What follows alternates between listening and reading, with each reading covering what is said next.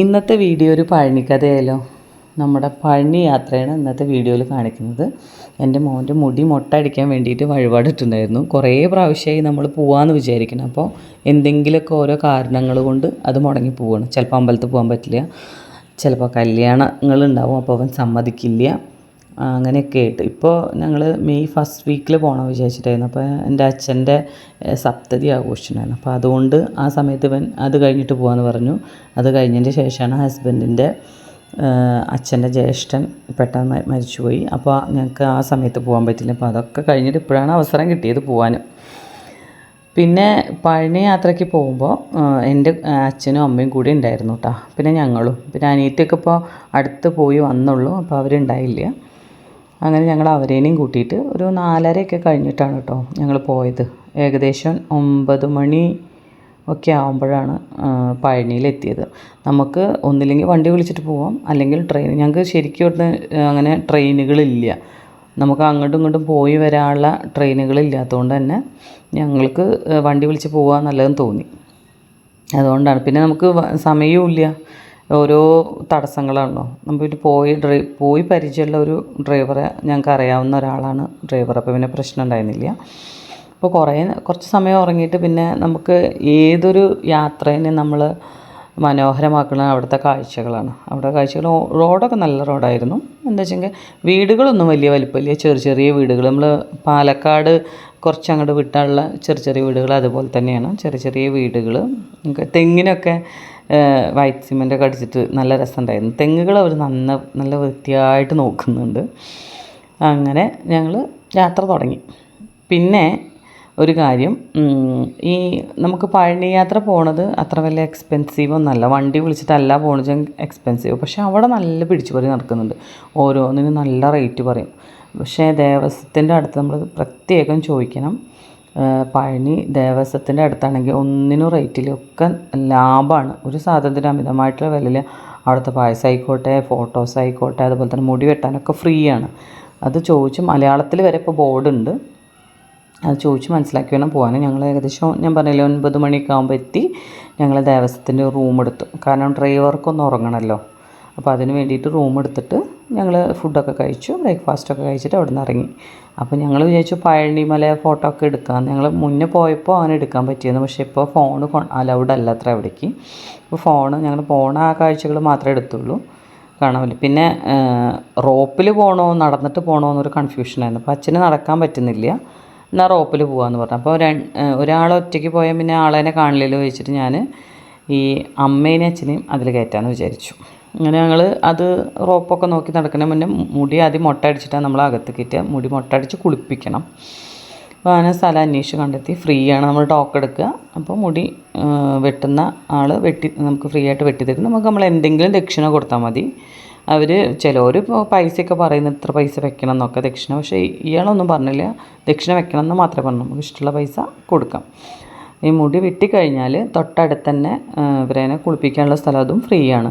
പിന്നെ കുറേ സ്ഥലത്ത് എന്താ പറയുക, പ്രൈവറ്റായിട്ടുള്ള സ്ഥലങ്ങളുണ്ട്. അവിടെയൊക്കെ നല്ല പൈസ മേടിക്കും. കാരണം നമ്മളെ കണ്ടാൽ തന്നെ അറിയാം നമ്മൾ മലയാളികളാണെന്ന്. അപ്പോൾ അതുകൊണ്ട് തന്നെ അവർക്ക് ഇതിനൊക്കെ എന്തൊക്കെയോ പറയുന്നുണ്ട്. പൈസ നമ്മൾ പേഴ്സണൊക്കെ എടുത്തിട്ടുണ്ടെങ്കിൽ കയ്യിൽ നിന്ന് തന്നെ അങ്ങ് മേടിക്കുകയാണ്.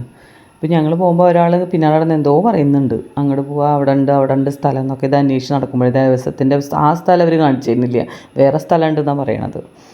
ഇപ്പോൾ ഒരുപാട് അത് നമ്മളെപ്പോഴും പോകുമ്പോൾ ഒന്ന് ശ്രദ്ധിക്കുക. ദേവസ്വത്തിൻ്റെ സ്ഥലം നോക്കിയിട്ട് തന്നെ പോവാം. ഇതാക്കിയിട്ടുണ്ടെങ്കിൽ നമുക്ക് ഒരു പൈസയും കൂടുതൽ പൈസയൊന്നും ചിലവാവില്ല കേട്ടോ.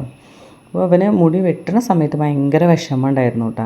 അപ്പോൾ ഞാൻ നിൻ്റെ മുഖമൊന്നും എടുക്കട്ടെ എന്ന് പറഞ്ഞപ്പോൾ അവൻ കാണിക്കുന്നുണ്ടായിരുന്നില്ല.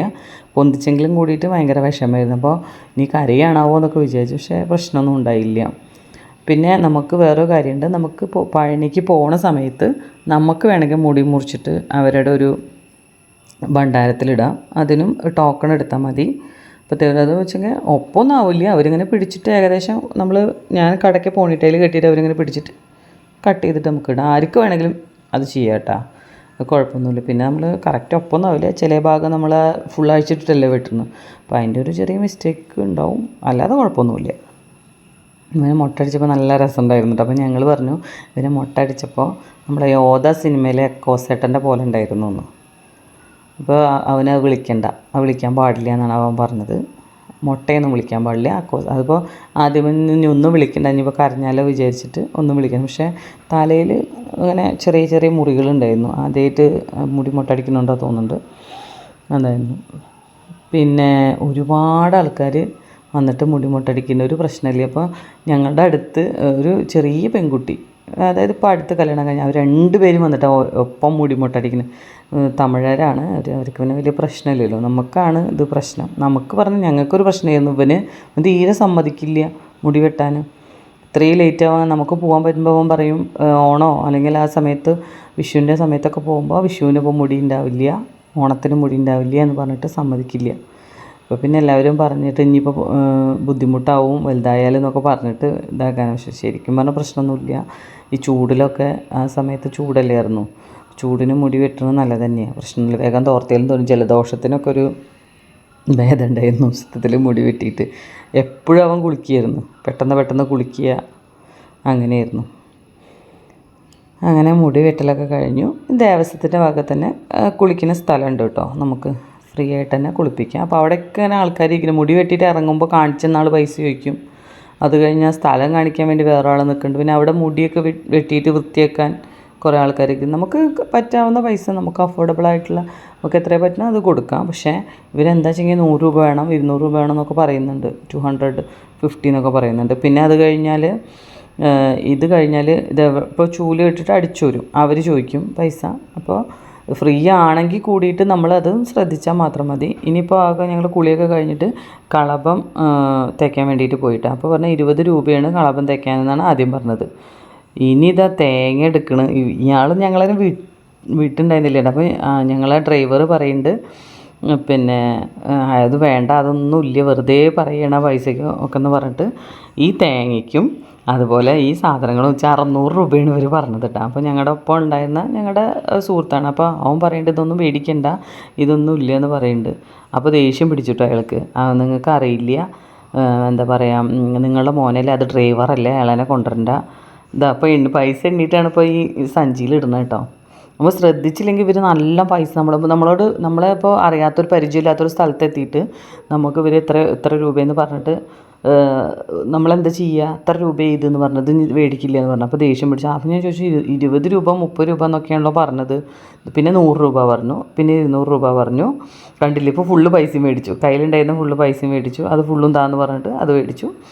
അങ്ങനെ ഞാൻ കളഭം തേച്ചതിന് 19 രൂപ കൊടുത്തിട്ട് ഒഴിവാക്കിയ മറ്റേ സാധനം മേടിച്ചില്ല കേട്ടോ. 600 രൂപ എന്നാണ് പറഞ്ഞത്, ഒരു തേങ്ങയും പിന്നെ അതുപോലെ തന്നെ എന്താണ് ഒരു റോസ് വാട്ടർ എന്തൊക്കെയായി. അത് കഴിഞ്ഞിട്ട് ഞങ്ങൾ പഴനിമലയൊക്കെ കണ്ടു, നന്നായി തൊഴുതു. അച്ഛ റോപ്പിലൂടെയും പിന്നെ ഞങ്ങൾ നടന്നിട്ട് പോയി വന്നു. പിന്നെ അതൊക്കെ കഴിഞ്ഞു. പിന്നെ ഞങ്ങൾ എന്താണ് അവിടെ നിന്ന് ഫ്രഷായി ഒന്ന് പോയി വന്ന് നമുക്കൊന്ന് ഫ്രഷായിട്ട് ഞങ്ങൾ തിരിച്ച് വീട്ടിലേക്ക് പോവാണ് കേട്ടോ. അപ്പോൾ ഞങ്ങൾ ബ്രേക്ക്ഫാസ്റ്റ് കുറച്ച് ചപ്പാത്തിയും പനീർ കറിയൊക്കെ ഉണ്ടായിരുന്നു, അത് കഴിച്ചു. കാരണം അച്ഛൻ വന്നിട്ടുണ്ടായിരുന്നില്ല, അച്ഛൻ വരാൻ ലേറ്റ് ആവുകയും ചെയ്തു. അങ്ങനെ ഞങ്ങൾ പോന്നു. അപ്പോൾ നിങ്ങൾക്ക് പഴനി യാത്രയ്ക്ക് പോകണമെന്നുണ്ടെങ്കിൽ ഒന്നില്ലെങ്കിൽ നിങ്ങൾ എന്ത് ചെയ്യുക, വണ്ടി വിളിച്ചിട്ട് പോവുക. അതല്ല പരിചയം ഉണ്ട് വെച്ചെങ്കിൽ ട്രെയിനും, അത് എക്സ്പെൻസീവ് കുറവാണ് പോകണത്, അങ്ങനെ പോകാന്ന് വെച്ചെങ്കിൽ. അതല്ലെങ്കിൽ നമ്മൾ കുറേ ആൾക്കാരൊക്കെ കൂടെ പഴനിക്ക് പോയിട്ടില്ലേ, അങ്ങനെ പോകാൻ നല്ലത്. അപ്പോൾ നമ്മളെ കൂടെ കുറച്ച് ആൾക്കാരുണ്ടാവുമല്ലോ. അപ്പോൾ നമുക്ക് മറ്റൊരു വീഡിയോ ആയിട്ട് വീണ്ടും കാണാം.